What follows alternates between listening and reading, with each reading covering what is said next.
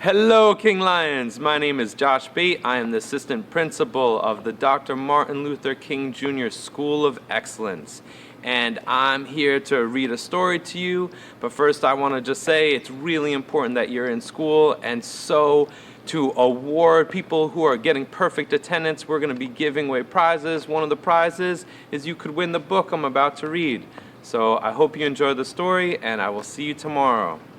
The story I'm about to read is called Bud Not Buddy by Christopher Paul Curtis, who is a winner of the Newbery Medal and the Coretta Scott King Award. Bud Not Buddy by Christopher Paul Curtis. Chapter 1. Here we go again. We were all standing in line waiting for breakfast when one of the caseworkers came in and tap, tap, tap down the line. Uh-oh, this meant bad news. Either they'd found a foster home for somebody, or somebody was about to get paddled.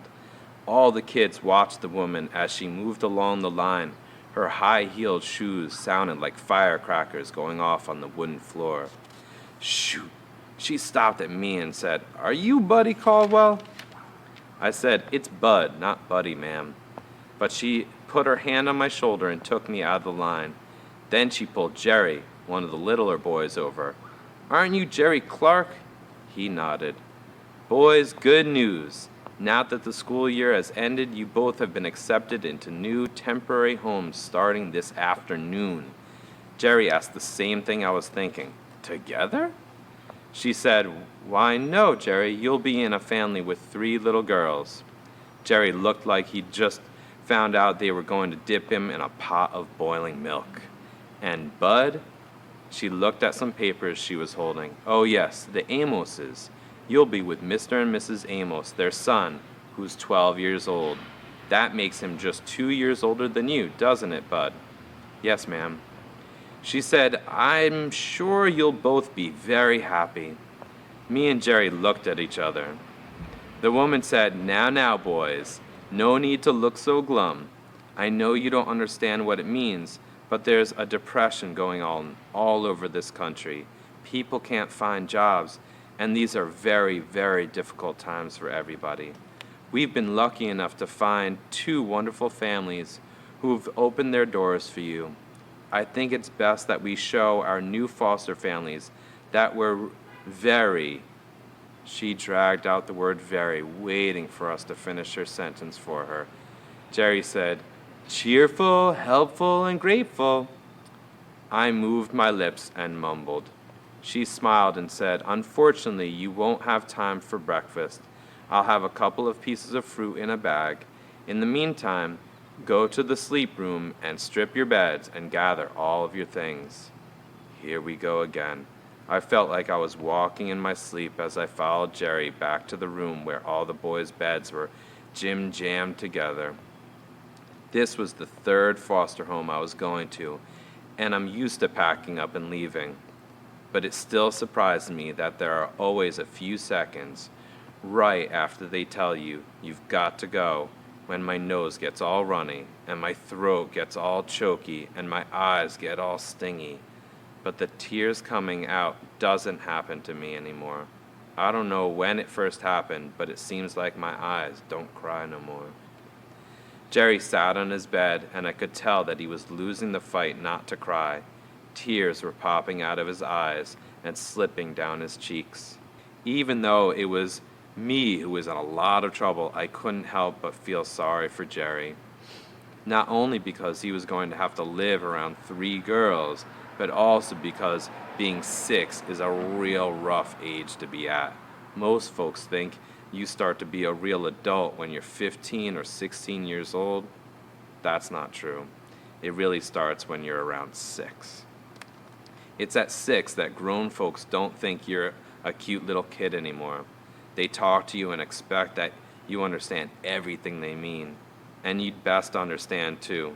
If you aren't looking for some real trouble, 'cause it's around 6 that grown folks stop giving you little swats and taps and jump clean up to giving you slugs that'll knock you right down and have you seeing stars in the middle of the day. The first foster home I was in taught me that real quick. 6 is a bad time too, because that's when some real scary things start to happen to your body. It's around that your teeth start coming loose in your mouth.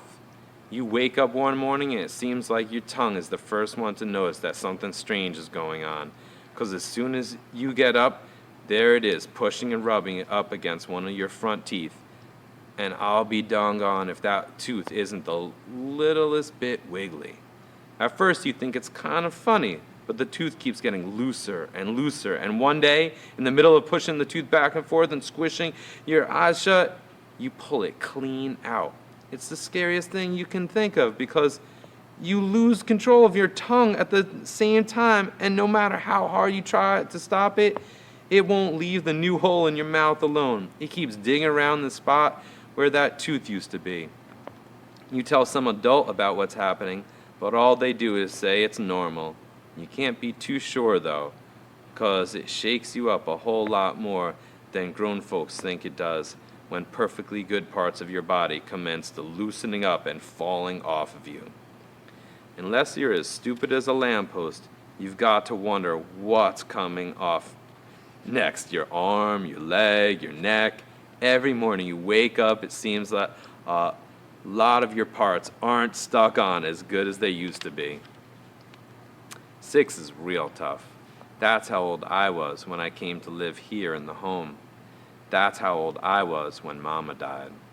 I folded the blanket and sheet and set them back on the mattress. Then I reached under the bed to get my suitcase.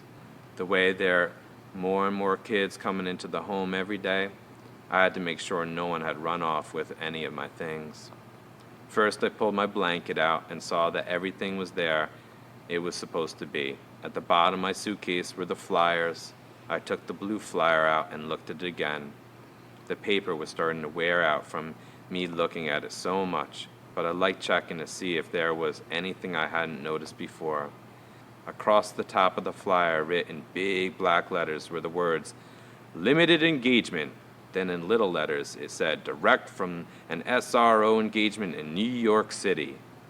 Underneath that, in big letters again, it said, "Herman E. Calloway and the Dusky Devastators of the Depression." Next, the paper said, "Masters of the New Jazz."